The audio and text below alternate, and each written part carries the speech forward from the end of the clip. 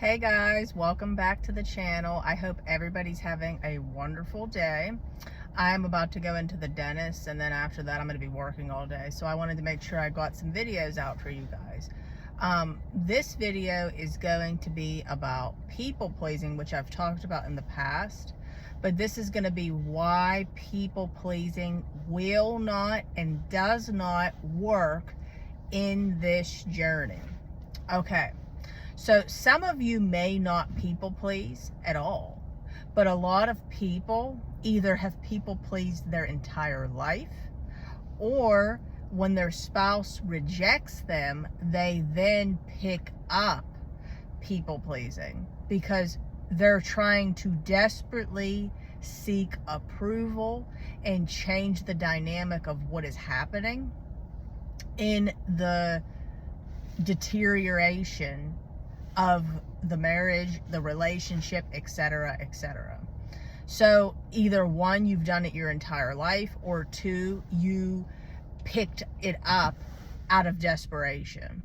And then if you have people pleased in the past, and you always have, you get even worse while going through this journey.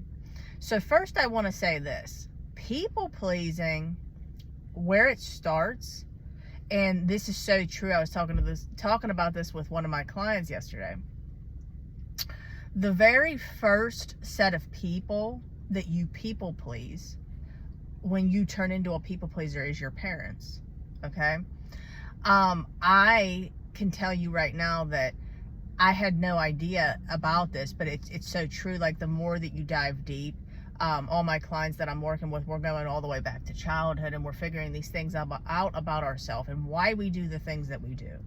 Well, people pleasing often starts with you trying to please your parents because you somewhere down the line wanted approval from them. Maybe things in your life, it was the type of thing to where your parents, would tell you what a great job you did if you did good at something. So you wanted their approval. You wanted their love, their validation. So then it turns into you seeking their approval, and then you start doing it the rest of your life. In other words, if I show somebody my value, they will love me. Okay? So we want to first understand that. Now, when it comes to your spouse, the reason why it does not work, and it doesn't work with anybody, but it definitely is going to be a lot worse because your goal here is essentially to get your spouse back.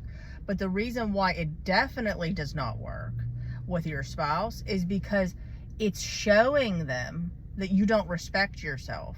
So in other words, if you don't take yourself serious, who will? Okay? So in other words, if your spouse is treating you with complete disrespect and you aren't setting any boundaries and you are just letting them walk all over you, and you're like, oh yeah, here, I picked this up, or here, I'll do this and that. You don't have to. In other words, you're walking on eggshells. You're trying to please them and gain acceptance. You're trying to show them your worth, your value. Your boundaries are weak. They will not take you serious, okay? They actually will really, I'm just going to be honest, be less attracted to you. So first off, women do this a lot in general, but on this journey, it's definitely not going to work. It's not going to help you guys, okay? Because your spouse has already left, okay? So you need to reel them back in with attraction. And that is where God took me through a tough journey of learning so much of the biology of men and women, attachment style, and 90% of divorce today comes from miscommunication by not understanding yourself or the other person. And then it's miscommunication. We need to understand ourselves. We need to know our own attachment style. We need to know the people that we're dealing with, their attachment style. We need to know basic biology of men and women. Again, a lot of people just don't know this. One-side advice does not fit all. One-sided advice, it just doesn't. So a lot of people teach advice as if it applies to everybody, and that's just not how it works. Like, if I'm talking to a man that has narcissistic tendencies, again, narcissists are not bad, guys. They are victims themselves. I don't like saying anybody's a victim, but everybody here on earth are broken souls that need healing. And God knows the inner boy, the inner girl, etc., etc. So all you're doing, though, when you people please, well, to get back to that, if I'm talking to a narcissistic man, it's not going to be the same advice I'm going to give him if he's dealing with an anxious, preoccupied wife as I would give to a fearful avoidant who had a fearful avoidant wife or husband. Again, then fearful avoidance, dismissive avoidance, all these attachment styles, narcissist, sadist, all this, depending on the sex, female or male, is going to vary too, because depending on what their sex is, female or male, has a lot to do with it too because of biology. Again, there's a lot to all this. So I hope that this was helpful. There's more to go into this, but I wanted to get like the basic down. If you would like to work with me, you can reach out through email, redeemingthebroken@gmail.com or deadmarriagesredeemed@gmail.com. Facebook groups, we have 2, Redeeming the Broken and Dead Marriages Redeemed. Come on over. We would love to have you. I love you all so much. Like, share, comment, subscribe if you haven't already. It really helps reach as many people as possible. And the Lord told me that this is the year where there's going to be a lot of broken souls redeemed. And that's why my ministry is called Redeeming the Broken. The Lord made the name.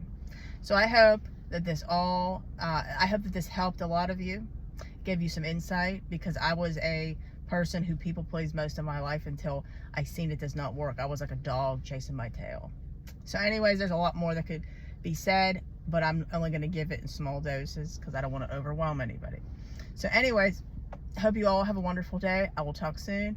Have a, like I said, good day, and reach out through email and come on over to the Facebook groups. It's a wonderful place to be able to have, communication with people going through the same thing.